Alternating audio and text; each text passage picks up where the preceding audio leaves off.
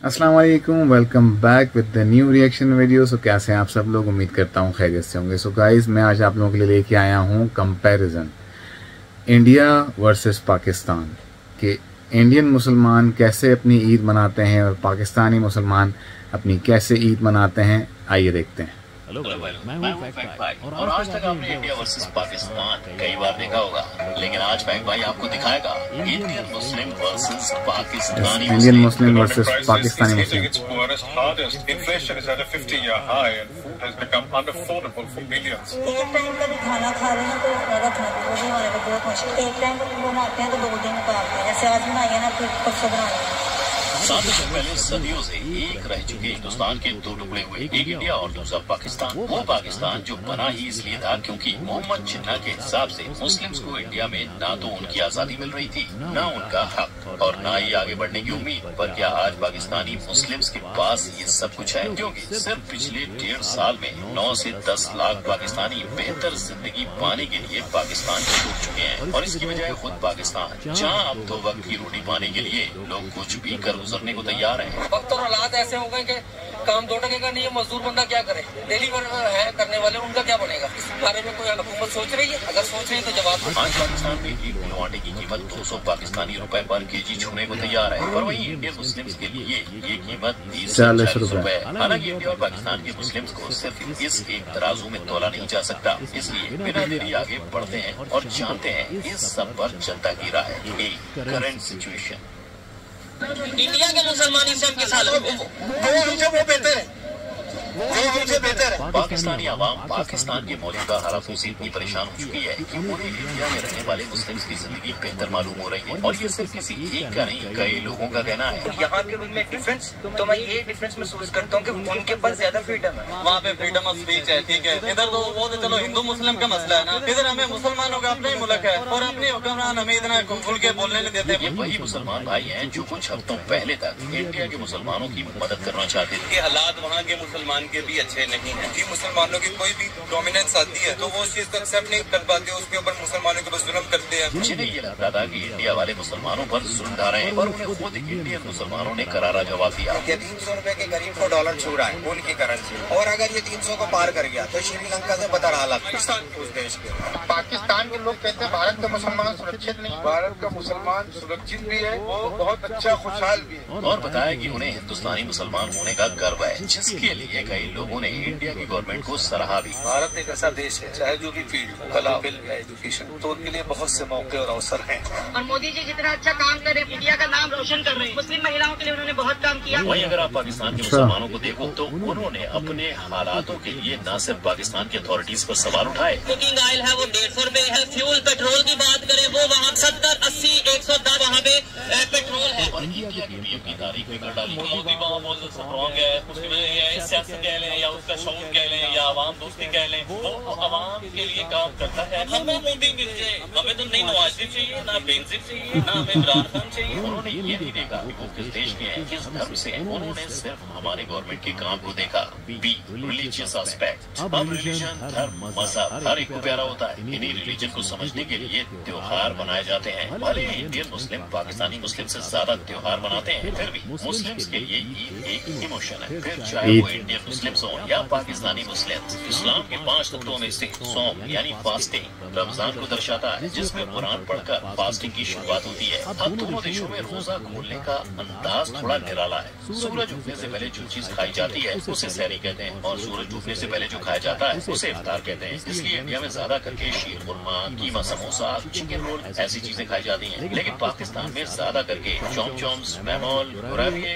ऐसी चीजों का सेवन किया जाता है। ऐसा तो कुछ नहीं है। दुनिया के हर कोने में, फिर चाहे वो श्रीलंका हो या इंडोनेशिया, हर देश का अंदाज निराला है। यहाँ तक कि टर्की में भी चॉकलेट, कुकीज, इन चीजों के साथ टर्किश कॉफी का सेवन किया जाता है। लेकिन देश कोई भी हो, इन सब फूड में खजूर सबसे पॉपुलर माना जाता है। क्योंकि कहते हैं कि प्रॉफेट मोहम्मद अपना रोजा खोलने के लिए खजूर का ही सेवन करते थे। अब इतना हेल्दी फूड होगा तो कोई भी उसे पसंद करेगा ही। ऐसा माना जाता है कि रमजान के महीने में शैतान और उसकी सेना को बांध दिया जाता है। इसलिए चाहे वो इंडियन मुस्लिम हो या पाकिस्तानी मुस्लिम, हर एक अच्छे मन से रोजा रखता है। क्योंकि ये महीना हमें सिखाता है कि खाने और पानी की क्या वैल्यू होती है। ये हमें सिखाता है कि कैसे खुद पर कंट्रोल रखें और ये भी सिखाता है कि कैसे गरीब और जरूरतमंद की मदद करें। लेकिन जब पाकिस्तान में खाना ही नहीं होगा तो लोग कैसे इफ्तार पार्टी बनाएंगे? देखिए, जिस रोजे को खोलने के लिए खजूर लगते हैं वही खजूर पाकिस्तान में इंडिया से 3 गुना ज्यादा भाव में मिल रहे हैं। पाकिस्तान से आई खबरों के मुताबिक पूरे पाकिस्तान में फूड शॉर्टेज है। हालातों को काबू में लाने के लिए जब पाकिस्तानी गवर्नमेंट से लोगों को फ्री राशन बांटा गया तो राशन पाने के लिए लोग एक दूसरे को कुचलते हुए राशन के लिए दौड़े, जिससे एक साथ 20 लोगों की जान चली गई। जहाँ एक तरफ इंडिया में ईद का जश्न धूमधाम से मनाया जाएगा, वहीं दूसरी तरफ पाकिस्तान के वासियों को इफ्तार का खाना भी शायद ही नसीब होगा। मुस्लिम मान्यताओं के मुताबिक ईद में मांगी दुआ जरूर सुनी जाती है, तो आप भी वहाँ की जनता के लिए दुआ कर सकते हैं।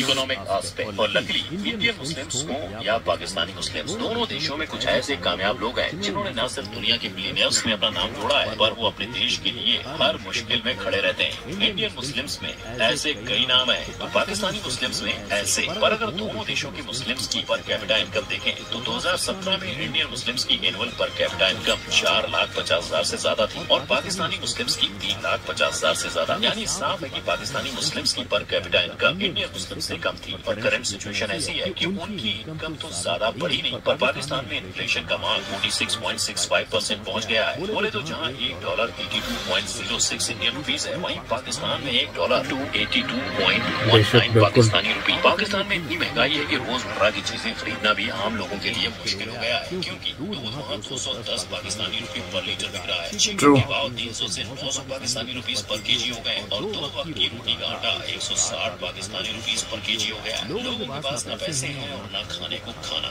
जिसके चलते पाकिस्तानी अथॉरिटीज ने गरीब जनता के लिए फ्री राशन पहुँचाने का काम भी शुरू किया है। पर फ्री राशन पाने के लिए लोग भीड़ में एक दूसरे को कुचलने के लिए भी तैयार है, जिसके चलते आता कईयों ने अपनी जान खो दी है। खाने के अलावा दूसरे बेसिक नीड्स की बात करें तो फ्यूल और इलेक्ट्रिसिटी मिलने में भी लोगों को दिक्कत आ रही है। पेट्रोल के भाव वहाँ 300 पाकिस्तानी रुपीज को छूने वाला है और जनवरी में पाकिस्तान के 22 करोड़ लोगों के घर से बिजली हटाई थी। यानी अगर पाकिस्तान के मुस्लिम्स को इकोनॉमिक और बेसिक नीड के एस्पेक्ट पर जज करें तो इंडियन मुस्लिम्स उससे कई बेहतर हालात में है। पर अब वक्त है इंडियन मुस्लिम्स और पाकिस्तानी मुस्लिम्स को एम्प्लॉयमेंट के बेसिस पर कंपेयर करने का।